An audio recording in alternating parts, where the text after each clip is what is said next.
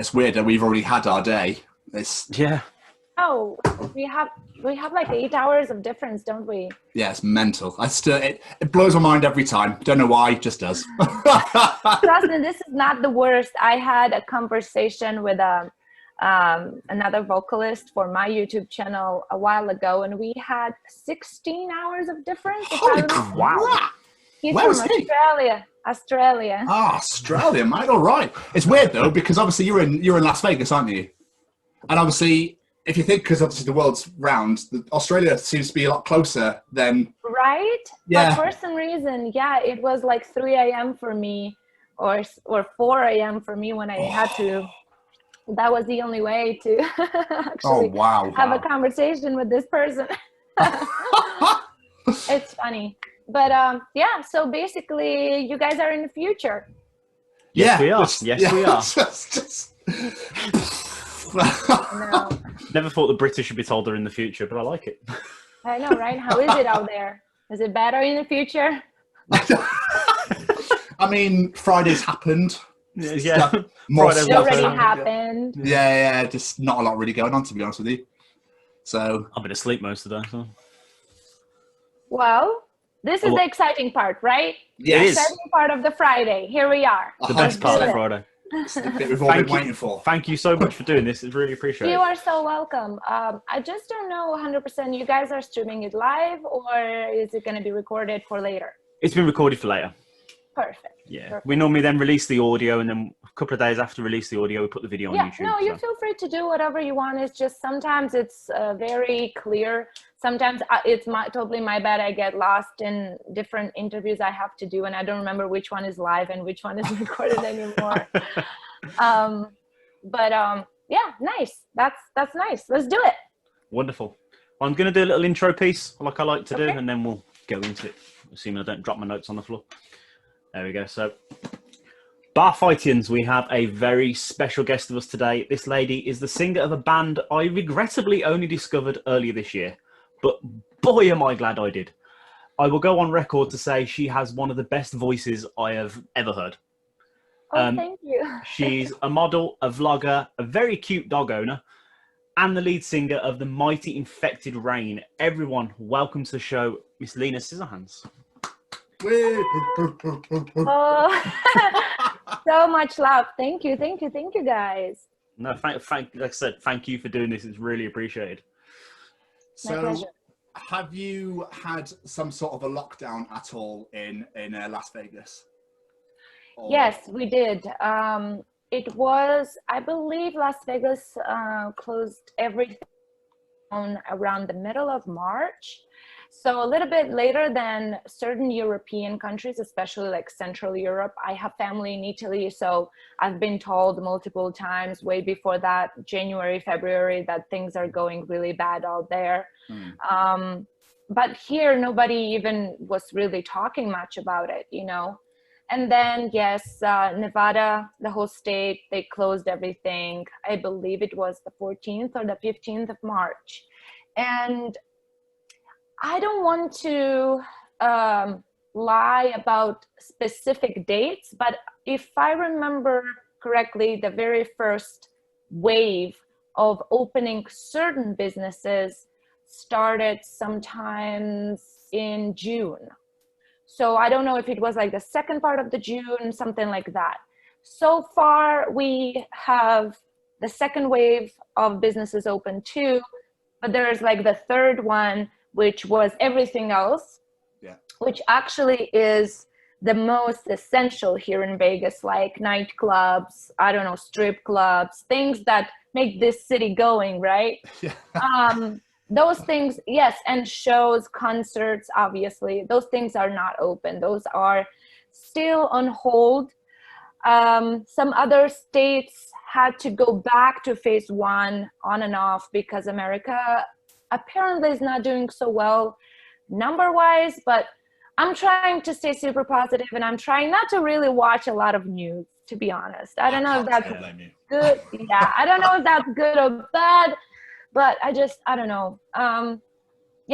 This is the situation.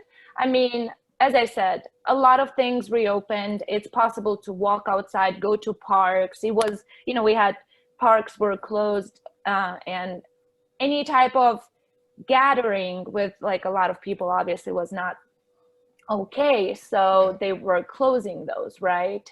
But yeah, those are open. You know, we still have everywhere posters that you have to only go in a store with a mask on, or like gyms are reopened, but you have to use a mask, which is super annoying and super difficult. Yeah. But obviously, you know, people are trying to be safe, which is understandable. So yeah, this is where we are. Oh, bless you. I mean, I know that it's like 6 million cases, I think now. It's going like rampant throughout the US. Yeah, it's a lot. Yeah, it's crazy. It's crazy. But have you taught yourself anything or learned anything new whilst being locked away? Yes, I actually did. Thank you for asking. The first part of the lockdown, I was enjoying very much because I do well alone. You know, I love having loved ones close to me, but it so happens that I grew up where my parents were very far, and then I was far from my whole family. I have younger sisters that I also love very much, and I was always kind of far from everybody. And then by moving in United States, I was also far from the band, and I had to travel for everything that was band related. So in the beginning, like I was doing pretty well in the beginning, you know, I have a good self-discipline, I want to think, and, you know, still exercising and like being healthy and trying to read a lot, learn new things. But later on, I started to miss so much the stage and music in general, and just the unknown was scaring me very much, and I just didn't know what to do. And I had a few moments of like being really down. Obviously, I was writing a lot of lyrics, and I was trying my best to still be productive, but it's just not enough. There's nothing that can replace the tour feelings, the recording in a studio feelings, all that, working, rehearsing with your bandmates in the same room, you know, not by internet and stuff. So I did have my moments, I'll be honest. You know, we are all human beings, and exactly. And it just happens to everybody. But after a while, I just had this idea to try my best and create a professional environment in which I can actually work and feel like I'm actually working as a musician, not just writing things down here and there. So by that, I mean, I had a lot of support from the fans, and I have Patreon that was going on for a while. And with the funds that I have from the band lovers and supporters, I could invest and build my own little vocal booth and an actual like studio. That's awesome. That's awesome. Yeah, so I did it myself. I took my own time, and it was a struggle, but I did it myself. And, you know, I put apart like a whole, like almost like a walk-in closet kind of. Yeah.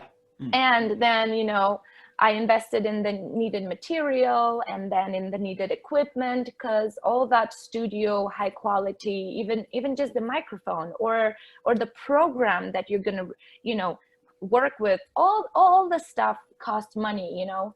So I wouldn't ever be able to do that without the help of the Infected Rain fans and just supporters. And thanks to that, I was able to record a few songs already, and I collaborated with the band Seas on the Moon, which is a band that I worked before, and that's actually a band of my drummer. Him and his brother, they have this band forever. It's just non-touring band. It's just for fun. It's just this two brothers doing cool, like progressive type of metal. It's a little bit different than what Infected Rain is usually doing, but it's not super heavy, I want to say, but maybe I'm just like super used to it, and for me it's already difficult to like think about heavy in that way. I don't know, but we released Opium in the beginning of August, and I had a lot of fun recording it, and that was my very first song that I completely recorded remotely from the band. Obviously, I had a lot of support and guidance from my bandmates and Season the Moon musicians, like online, but I had to be my own sound engineer, my own critic, and like it's tough. Normally vocalists either do it with the bandmates or just one-on-one with the sound engineer, and you're just in the zone doing your thing, and you get in that atmosphere and you get in that feeling that you need to deliver through your lyrics, especially if you are the lyric writer. And and in a control room, in a completely different room, there's a sound engineer guiding you, telling you, you can do better, or like, this was amazing, let's move on, things like that, right? It's just a teamwork. Now I had to do it by myself, and I had to just do a bunch of takes, and I had to decide myself which ones are good enough to send to the sound engineer that will work further on with the song, right? So it was challenging, but it came out so good, and we had such a good feedback for that song that it inspires me to do more. In fact, you guys are going to be the first people to know that, but we are releasing another song with Season the Moon, hopefully by the end of September. Amazing. That sounds amazing. Yeah, the song is ready. We are just working on some visuals, and the song is called Another. Cool. I suppose doing all that yourself, it makes you appreciate that song so much more. If you listen to that back, you're like, I did that all by myself. Yeah, a little bit. I gotta say, I don't have a super high self-esteem sometimes. I don't know. I have to work on that a little bit. But when I have the thumbs up and the, compliments from the sound engineer itself or from other musicians, for me, that's like the best higher type of compliment a musician can have, because your fans love you very much, and sometimes even when you do just a song, they still love you, but when you do something that is super unique, and especially if in order to do it you have to go through all of that and you'll have that feedback, then it's completely different. It definitely encourages me. It so happens that, again, because of the specific type of childhood I had, and because I was very far from my parents for a long time, and I was the oldest in the family, so never really the spoiled one, I kind of feel like that extra encouragement is exactly what I need to never stop being creative. I'm not saying that I need compliments all the time, because after a while those lose their value, right? But just like feedback, even if it's negative, at least I like when people are sincere. I like when they are very open and they tell you this is better than this, or here you didn't really do as good as you could, or something, right? And it challenges me. I want to be better. I want to do better, especially when it comes to music, because it's my favorite thing on the planet, right? And I was just very lucky to work with these people for so long now, and they know me so well. They feel very free to tell me, like, you can do better than that, or something.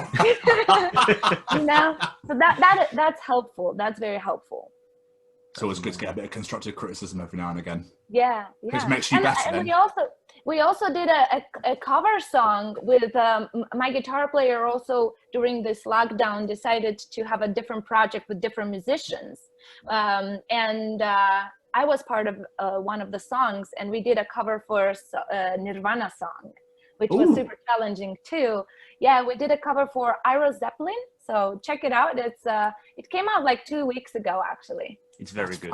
It's very good. Yeah. Oh, you've already found it. Yeah, of course I have. Thank you. Thank But you. it was a very random choice of Nirvana song. I don't even know the original, to be honest. But... Yeah, it's not one of the most famous ones. A lot of Nirvana fans even don't know that song.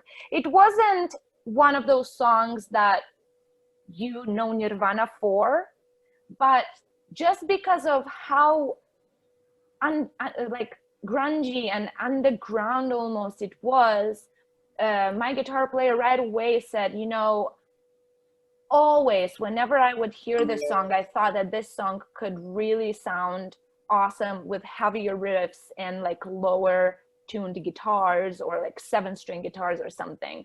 And he apparently had this idea since forever. I just, you know, I was invited to do the vocals for it, which I'm super glad I did because I grew up as a Nirvana fan as well. I was so goddamn nervous to do that song. So nervous. I suppose when you're honoring your heroes, it is very nerve-wracking. Yeah, definitely. So now, you're originally from Moldova, is that correct? Correct. Correct, yeah. So now residing in Vegas. What led you to make the move over to the States? Well, you know, throughout my life, I lived in different countries. This is my country number 4. Huh? And I think that people can find their own home only if they try different places. You can know for sure where you actually feel awesome. I used to always say that your home is where you're loved, and your home is where you're, you know, there are people that are waiting for you, people that cherish just moments of being with you. But I'm starting to change my opinion a little bit about it. And I think your home is where you feel like you can be yourself, and your home is where you feel free, you know, and it can be any country, it can be any city, it can be in the mountains, or it can be somewhere on an island. It doesn't matter, you know. I feel very good here for now. I don't know what is going to change in my life further on going, but I feel good here, you know. It was never planned for me to move here. It just kind of happened, one thing after the other. I had a lot of interesting propositions as a model, and I worked here, collaborated with some tattoo magazines, with some tattoo artists. I worked in some tattoo conventions and comic book conventions. It just like kind of felt right. I worked with my vocal teacher as well. At the time, she was planning to release her 3rd DVD, which unfortunately had to be canceled because also the technology nowadays, people don't really do DVDs anymore. Everything is online and stuff. But the idea was there, and we were like working on that together. So it kind of just like, I don't know, 2013 was the very first time I visited this country. I had a few friends here. And then I was just going back and forth for a while, and then it just made sense for me to try, you know, and stay. You know, I don't have any more relatives in Moldova at all. It's only my band. My whole family moved to Italy, where I lived for 5 years as well. I did my university there, and everybody still lives there. They're not too far from Venice, and yeah, my sisters and my mom, yeah, everybody's there. I was going to say, the rest of the band, did they move over as well? But you literally just said they were all still in Moldova, did you? Yeah, everybody's there. They have, you know, their families and relatives that are there. Nobody really is planning any type of moving anywhere so far, but who knows, you know, like nowadays, I mean, obviously we are not talking about the current situation of the world, but in general, without considering that, it's pretty easy to travel. It's pretty easy to see each other, and just there are so many bands where the band members just live in different parts of the planet. So many, like, you know, I have some band like musicians, friends from other countries, and you know, they keep telling me that their drummer is from America and they are from Australia, or their vocalist is from Canada and the band is from Germany, or something like that. You know, like there are. It's not unique anymore. No, well, I suppose it's most of the time you're on the road anyway with them, so it's wherever you lay your hats, doesn't really matter, really. Does Absolutely.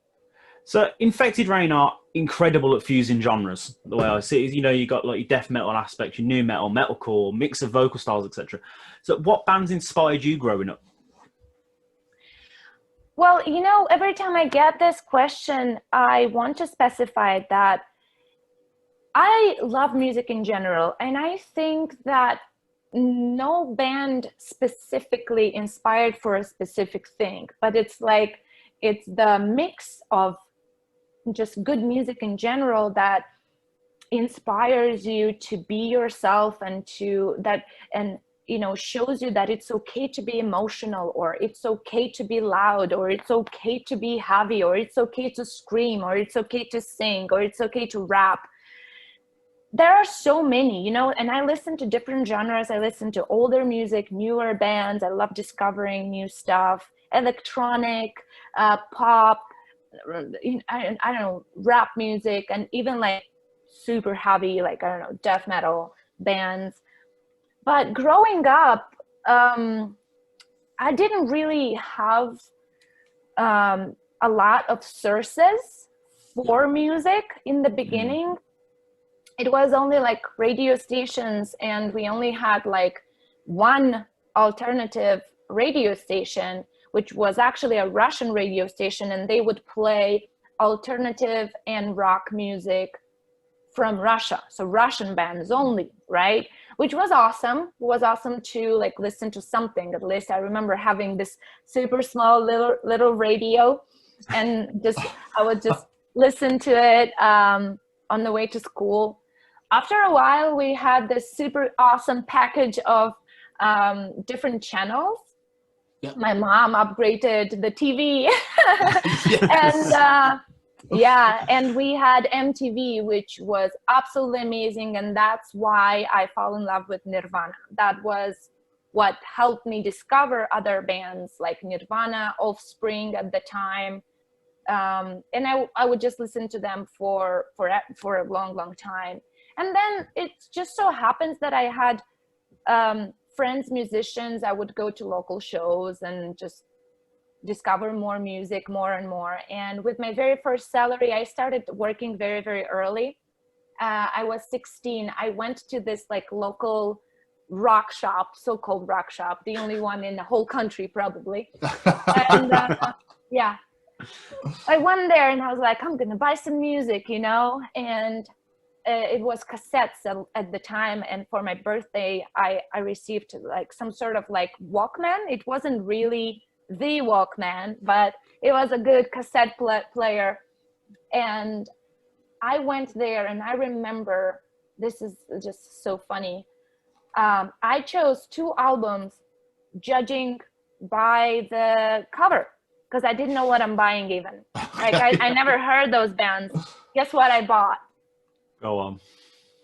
So I bought Iowa from Slipknot, and I bought Sepultura album Roots. Oh, wow. 2 good choices, to be fair. Yeah, great.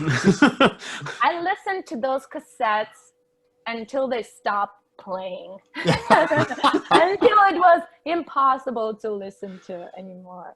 And that's it. That's how I fell in love with the like heavier and like, you know, rebel type of music. That's how it sounded in my head, at least at the time. And that's pretty much how everything started. And as I said, moving on, also thanks to MTV and other you know, friends that gave me some albums, I discovered other bands, and I was a big fan of like new metal growing up as well, because it was just the bloom of new metal. It was just the time with all those bands like Linkin Park, Limp Bizkit, Korn, POD, you know, all those bands that were not afraid to mix rapping and electronics and like all those like newer sounds in the metal, when true metal heads would be like, fuck you, this is not even metal. I would be like, okay, you know, all right. You like what you like at the end of. Sorry, So, go on, Jamie. I was going to say, I know I said in the intro, but genuinely, I do believe your voice is one of the best I've ever heard. Because thank you so much. not only is it amazing, but your range and the different styles you can do. You know, you've got clean singing, screaming, growls, and even like hip hop style vocals in songs like Intoxicating. So how did you discover your vocal range? I've always wondered this with metal singers. It's like how they discover they can growl and scream. Is it singing along to your favorite bands and saying, I can do this pretty well, you know? Or is it, you know, you seek out training to do this sort of thing? Well, yes, it is actually a technique, but for me, it was a completely different story. I never knew I'm going to be in a band. I don't have a musical upbringing. I don't have musicians in my family. And I had, you know, some friends, musicians, but it was never even brought up ever for me to even try. I can't read music, write music, I like notes, right? Yeah. I can't play an instrument. It was just such an accident that I was just asked to sing for fun. And it was the current guitar player of Infected Rain, Vidic, the one with dreads, and his friend, DJ. He was a DJ, right? He was a live DJ that would like play live a lot of metal songs transformed into like a dubstep kind of thing. But he would do everything live, right? Okay. Like turntables and everything. Pretty cool. Yeah, pretty cool. And they were just fooling around because they were best friends and they would just play and jam here and there. And then I was asked by this DJ to try and sing. It was like some covers. And I was like, fuck yeah, let's do it, you know, like, without even like knowing what I'm doing, right? After a while, yeah, he told me to do something with this voice. He told me that I should see a vocal teacher because, you know, there's definitely a lot of interesting stuff in my voice. And I just couldn't even sleep. I don't know why, but this, like, he planted this seed in my head and I couldn't stop thinking about it.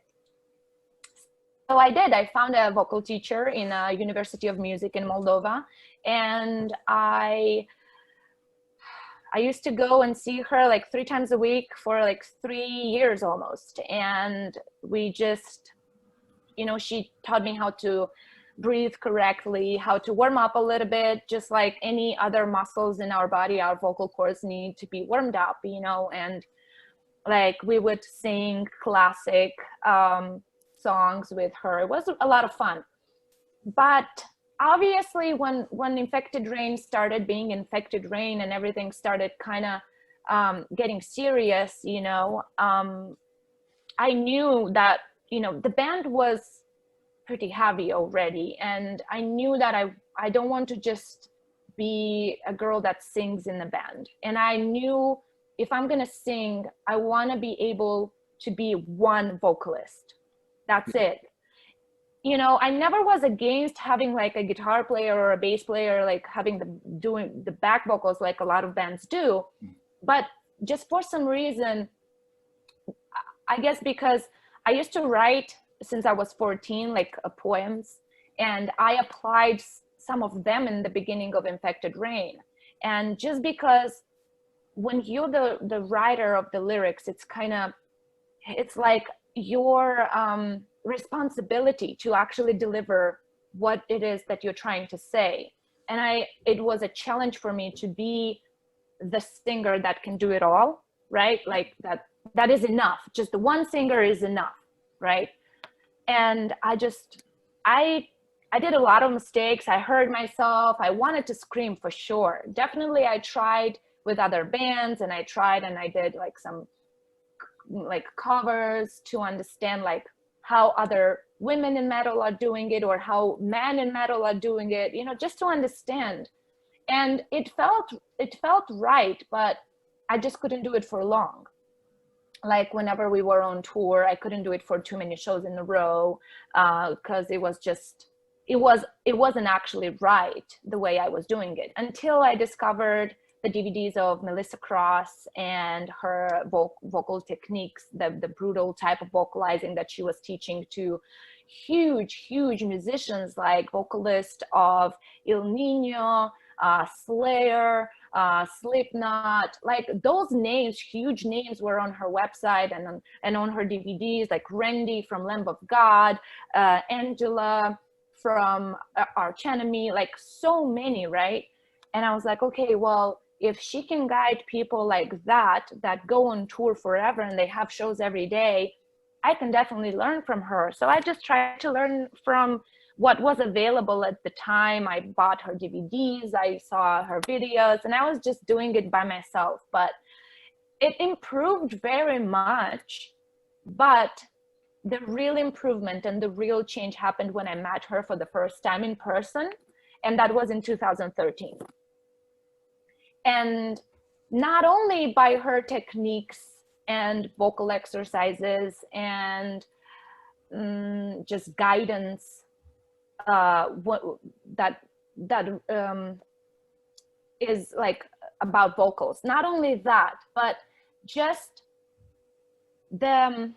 she's almost like a mentor for me. Yeah. She made me believe in myself so much, like nobody else on the planet, not my family, not my loved ones, and not my bandmates even, were able to give me that encouragement.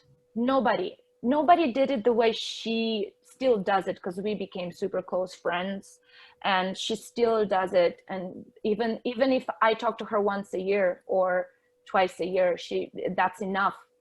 The encouragement she gives me, I believe in myself. I know I own what I am, and I'm not afraid to be what I am because of her, you know?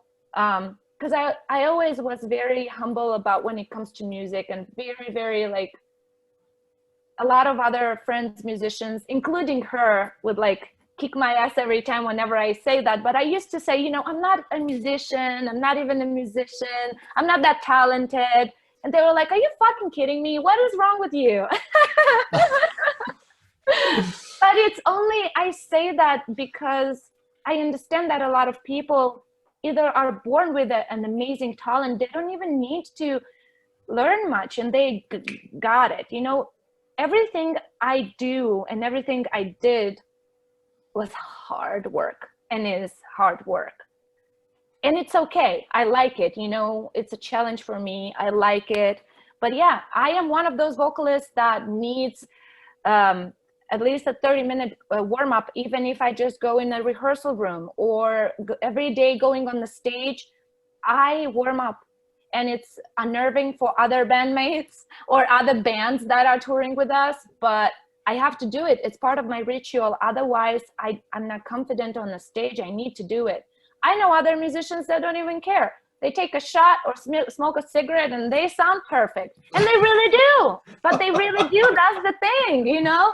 It's not that they are arrogant or anything. They really do sound perfect. I don't know. I need that little ritual to sound confident at least. So yeah, that's how it's a little bit a different story for me, I think, than other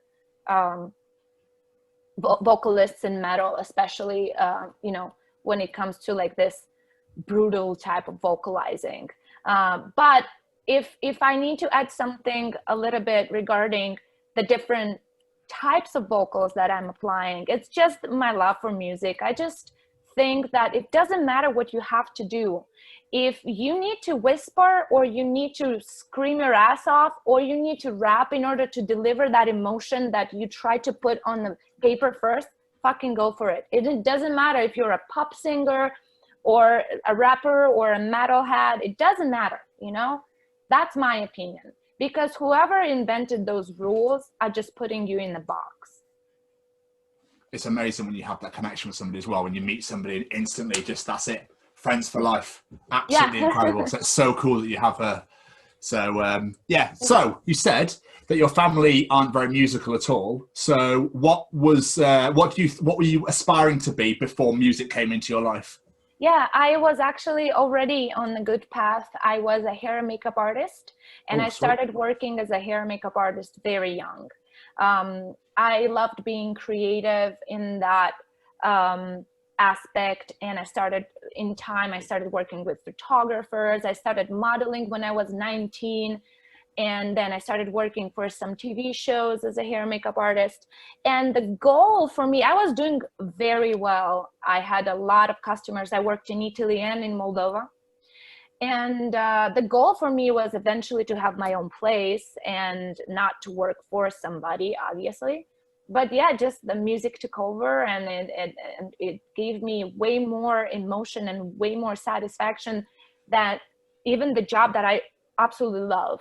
I was in love with my job. I loved it very much. You know, I had to sometimes have side jobs and part-time jobs together with being a hair makeup artist, just because when in the beginning of the band's career, we really needed money to invest in the first record, first videos. Nobody gives you that money out of nowhere. And it's not a secret that we've been independent for the first 10 years. You know, so we had to do it ourselves. Later on, obviously, with the money that we would do from merchandise sales or the small fees for the shows that we could get, that would like cover certain expenses. But yeah, in the very beginning, it was no covering expenses, just give, invest. But yeah, it was totally worth it. But yeah, I was a hair and makeup artist, and honestly, I stopped working full time. I want to say 5 years ago. But before, it was a full-time job, and they were very patient with me, the place where I used to work, because I've been touring, you know, and even before this 5 years, it was okay for them. They would always wait for me, let me go. They understood that this is the only way. Cool. Yeah, and it was nice. That's awesome. Now, although the answer is probably very obvious, where did the name Lena Scissorhands come from? Yeah, the name is already pretty obvious, huh? Yeah. Funny thing is, I always was a big fan of Tim Burton, and especially like this specific movie, Edward Scissorhands. So when I finished the hairdresser school, I was still in high school, and I had to go to hairdresser school like in the second part of the day. During a whole year, I had to study. And when it finally happened, I was so happy about it. My friends, they ordered this t-shirt for me. It was custom, and it said Lena Scissorhands. And that's it. It just stuck to me. And then internet kind of came in my life little by little, and you had to create your own, like, I don't know, email name or whatever. And I just used that, and just stuck to me. I love it. I had a feeling that might be the case, but you never know. So the first song I heard by you guys was Orphan Soul. Okay. Now, they are really deep lyrics on that song. So you said that you write the songs for your band. Do you take your lyrics from like life experiences, or are they songs based on like ideas you've thought of, like things from fiction and whatnot, or is it a bit of both? A bit of both, but mainly I write about my past experiences or present experiences. Some of the I do get inspired very much by movies and books I read. I like to think that I'm a pretty aware person, so I pay attention to little details, some that people even don't notice sometimes, and I have to like go back or read it again. Sometimes it like just blows my mind, and it's such a simple like idea sometimes, and I just have a notebook or just notes in my phone, and I just write them down just so I don't forget. And then I come back and I evolve it, right? But the majority of my lyrics, especially when we talk about Orphan Soul, are based on my past. And that is, that is definitely, you know, my childhood in a few words or in a few notes. You know, family issues, everybody has those, somebody more serious than others. And I knew it took me a while to actually, I wrote those lyrics, and I just accidentally, I was just, you know, going through it, and I got encouraged by a friend to actually apply it to a song, because I was like, I don't think I'm gonna ever sing about this. because I don't know, I just thought that I didn't want to whine, I didn't want to sound whining. Like, because I'm not, yes, my past and my childhood was pretty difficult. I don't want to say rough or anything, but it was pretty difficult. But I know there are people that had it way worse. I'm proud of how I dealt with it, definitely. And I think, I learned a lot from it. And that's why I decided that I need to talk about that. Because unfortunately, we live in a society where people are just so used to blame their past or the people in their past for how they are, instead of working on themselves and being better and understand how to deal with certain situations without pointing a finger or without blaming something that you can't even change anymore because it's in the past. Instead, think about now, think about what you can do now and what's in your power now. So that's why I decided that, I wanted to put that into a song. And my band members were very supportive about it. It was pretty challenging because when we were doing the music video, it had to be very specific. We have the making of online. If you guys are curious, you should take a look, because I used some of the little artifacts, I like to call them, from my real life. So yeah, it's cool. It's interesting. Mm-hmm. I'll have to check that out. Have you ever found that where you've written stuff down and then gone, why have I written that again? No, but I did like, I would read it and I was like, this is dumb. Yeah, for sure. Oh yeah, not even 60% of the stuff that I write becomes a song. So I write a lot all the time. Like, you will see me out of nowhere grabbing the phone hectically and be like, I got it ready down, but I forget it.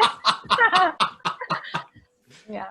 I look forward to the next song about talking to two British guys on a podcast. So we were saying earlier, you've done a couple of cover songs away from Infected Rain recently. We talked about your cover of Aero Zeppelin, and I heard an amazing cover of All the Things She Said by Tattoo. Thank you. Just absolutely loved that. Are there any other cover songs you'd like to give like an Infected Rain spin on? Have you talked to the guys about doing?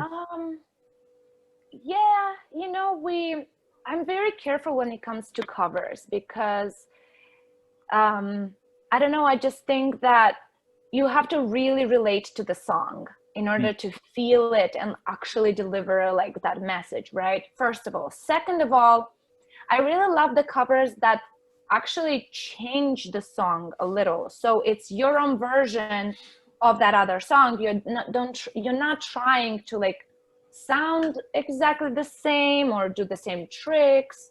So it's a little bit more challenging when it comes to that, especially in my opinion.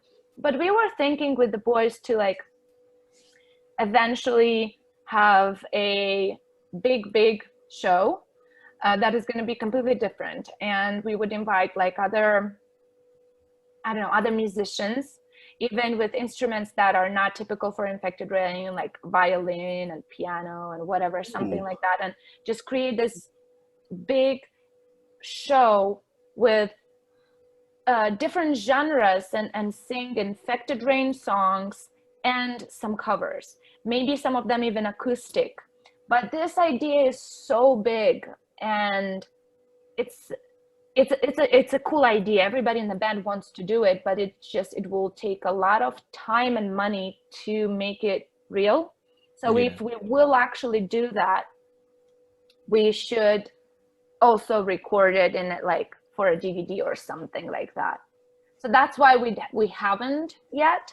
And I'm very far from the band now, because you would think now is the perfect time to do something like that, but I'm far, so I can't travel yet to go and work with the band, but hopefully closer to the end of the year I will be able to, because we are working on newer stuff, and we need to like film something for it and stuff like that.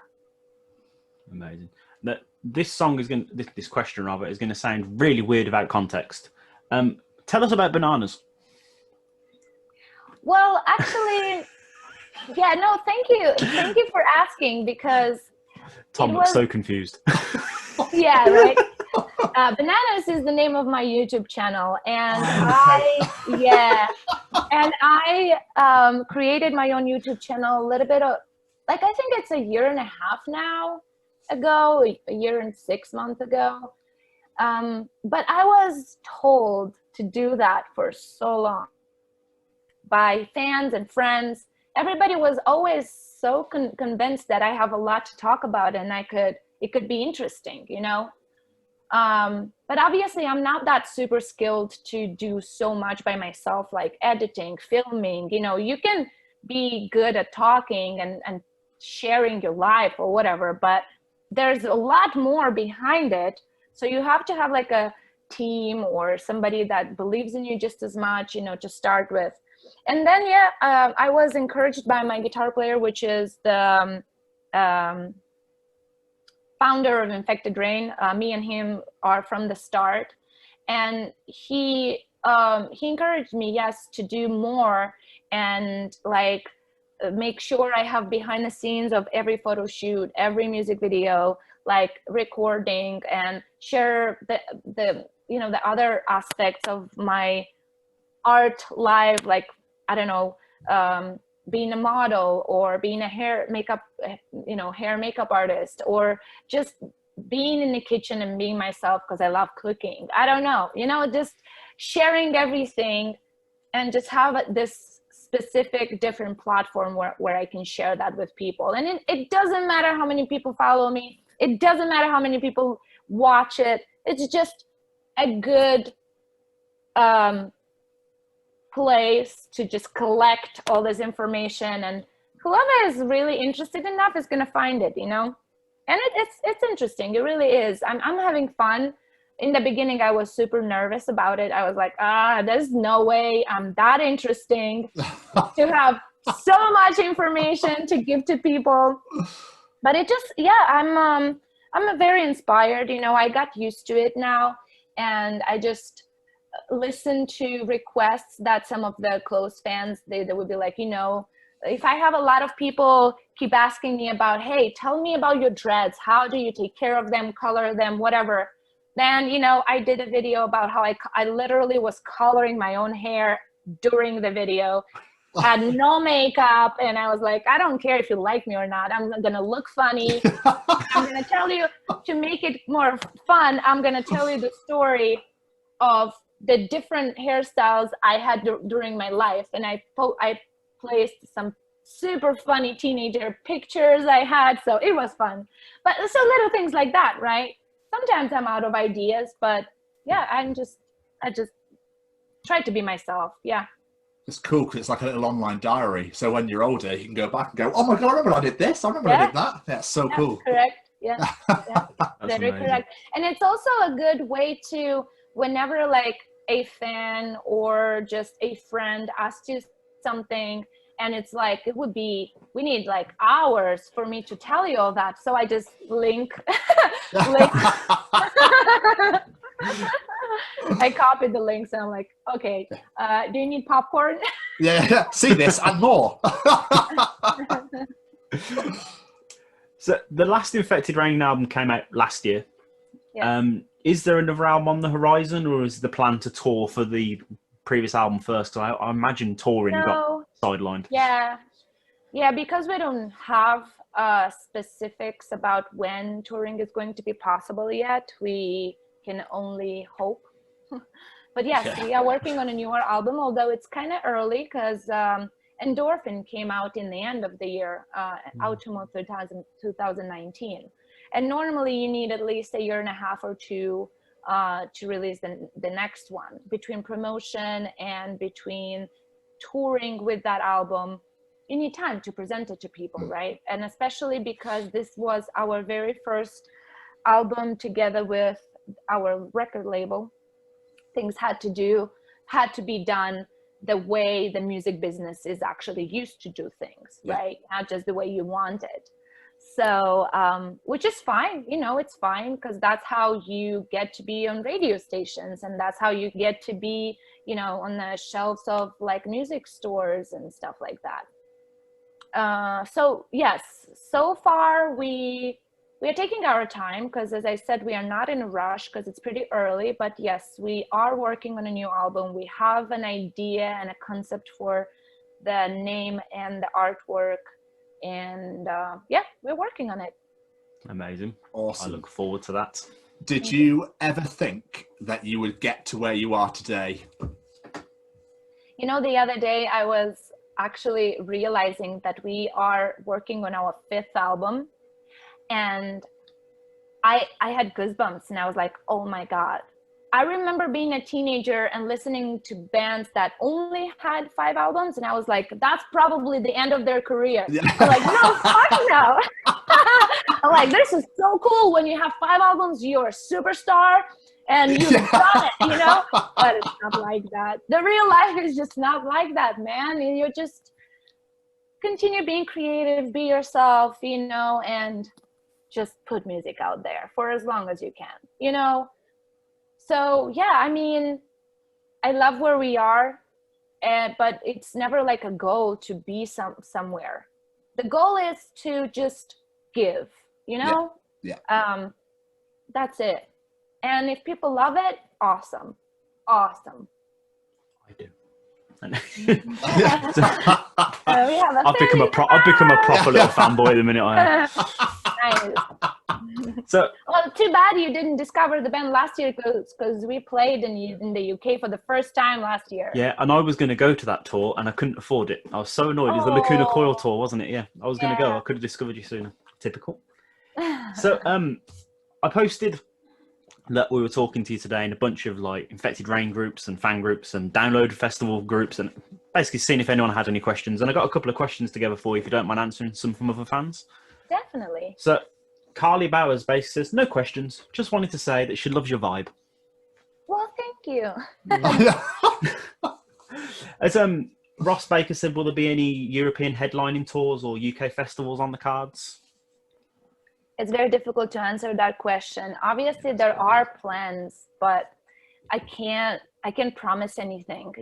All I can say is stay tuned, because things change and plans change. I don't know. All I can tell you is we did try our best together with everybody who is behind the curtains, like record labels, booking agencies, promoters, and managers. We tried our best to just reschedule everything from 2020 to 2021, and we are receiving propositions and invitations for newer events, but none of those are 100% happening yet. We don't know. We're trying, unfortunately it doesn't depend on us. Every country, hell, even every city sometimes, we're talking about bigger cities, they have their own rules. And something that is okay for Germany might not be okay for Switzerland, or something that is okay for Switzerland might not be okay for the UK. Rules are so different in every country that until everybody's going to be on the same page, like actual tours are going to be pretty difficult. Yeah. Such a shame. So were there plans to come to the UK before everything got cancelled, or? Yes, I mean, we were thinking about that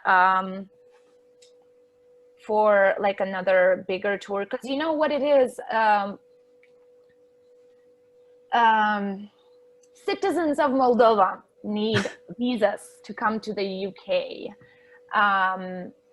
and to acquire such visa is not that easy, and it's very expensive. So obviously whenever that is happening, we are going to try to include as many cities as possible for it to be at least worth it, because they give you this visa for a short amount of time, so you can use it multiple times.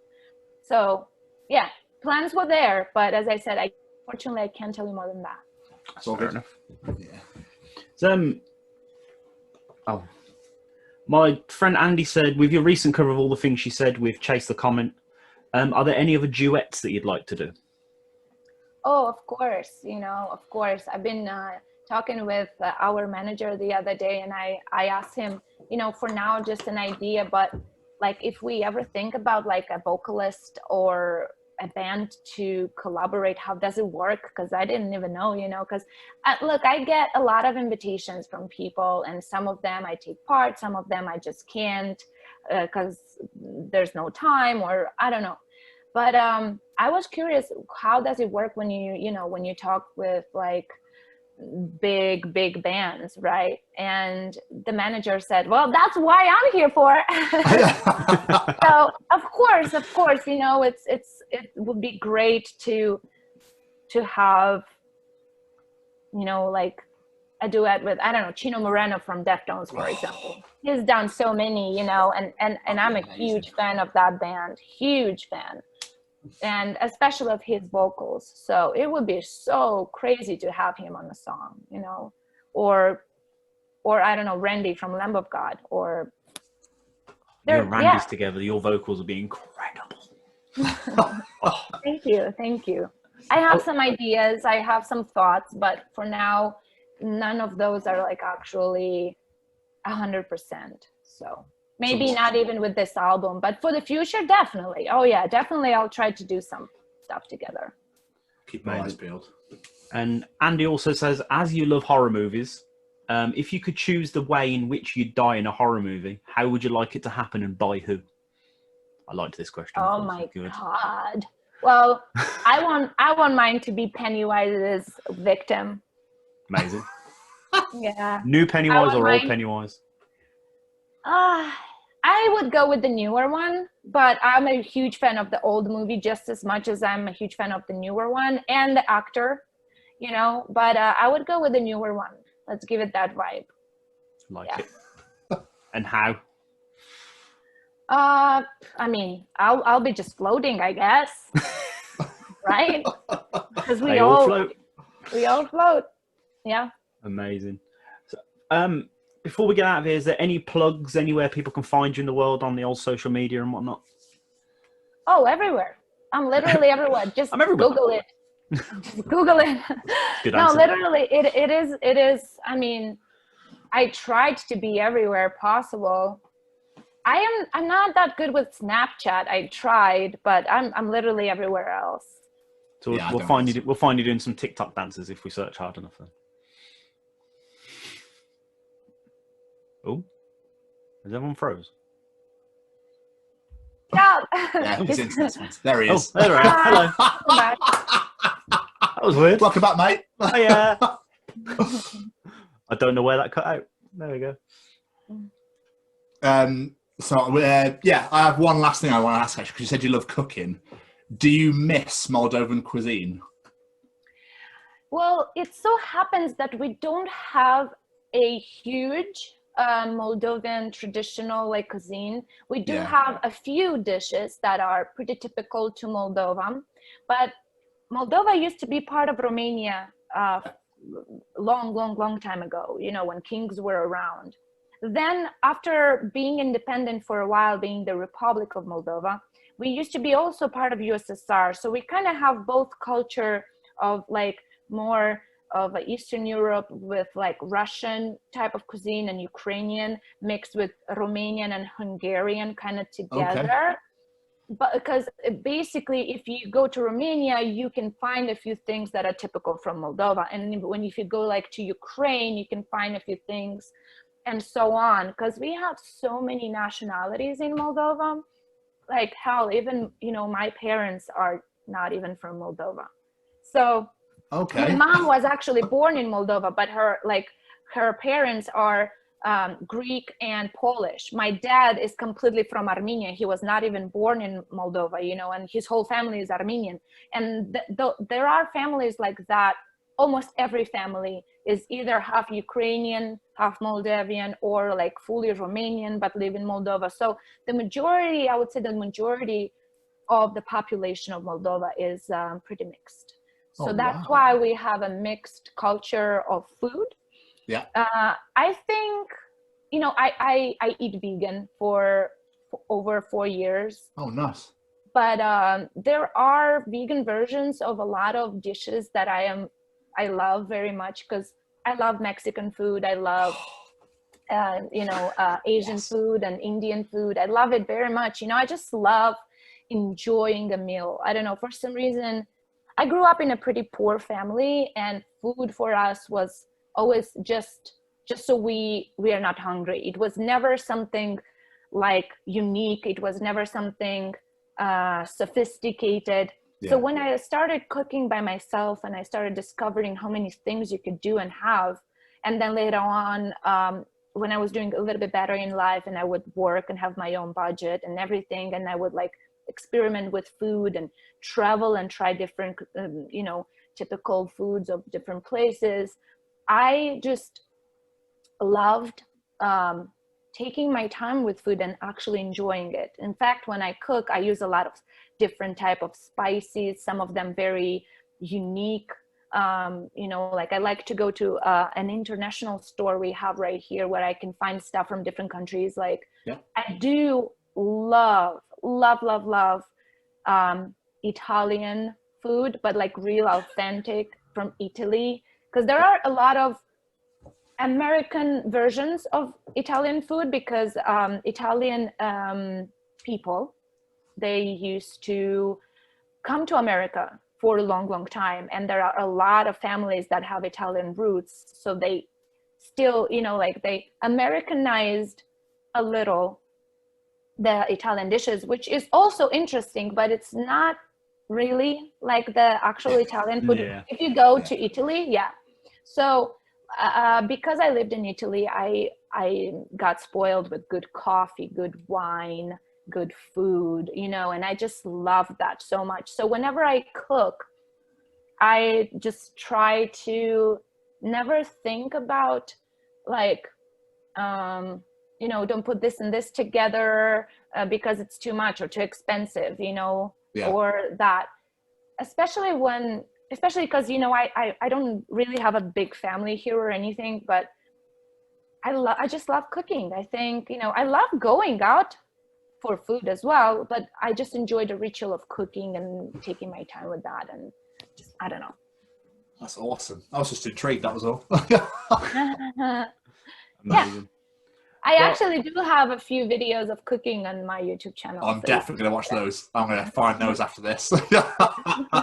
I love food so much. I should do more of that because, a lot of people are curious, how do I replace certain things, in a make them vegan version. I really like to eat healthy as well. So I like to do my research when it comes to food in general. So I don't just eat vegan, because there is a lot of vegan food that it can still be like bad for you. But I just find it interesting and challenging to find the healthy thing, and to cook healthy and eat healthier at least. I'm not saying that's all I'm eating, obviously not, but I was never a huge fan of like, fast food or super fried food, or like a lot of snacks or a lot of dessert. I just like to everything, a little bit of everything, kind of. I don't know. Moderation is key, as they say. Try to. Now, before we get out of it, I'd just say to all of our listeners, please, everyone go out and check out Infected Rain, especially Mold, because I fucking love that song. Yeah, but thank you. Thank you so much for coming on. I really, really appreciate it. I've had a great time talking to you. Thank you, guys. I had fun too. Thank you for having me, and thank you for speaking so highly about, what we've been done so far. Thank you. I had fun. Thank you. I really appreciate it. It's been an absolute pleasure. Thank you so much. And as soon as you can get back to the UK, I shall be there front centre. Okay. Cheering like a little cheer girl. Maybe we can do a live interview, I'm going to hold you to that. Yeah, let's do it. Of course. Just make sure you tell me in advance so I know about it. Yeah, I'm just going to turn up at the door. Let me in. Yeah, right. Amazing. Thank you so much. Really, really, really appreciate it. Thank you. You guys have a good day. And enjoy the rest of your day. Have a great day. Take care. Find all this great content and more at the USUK Podcast Network.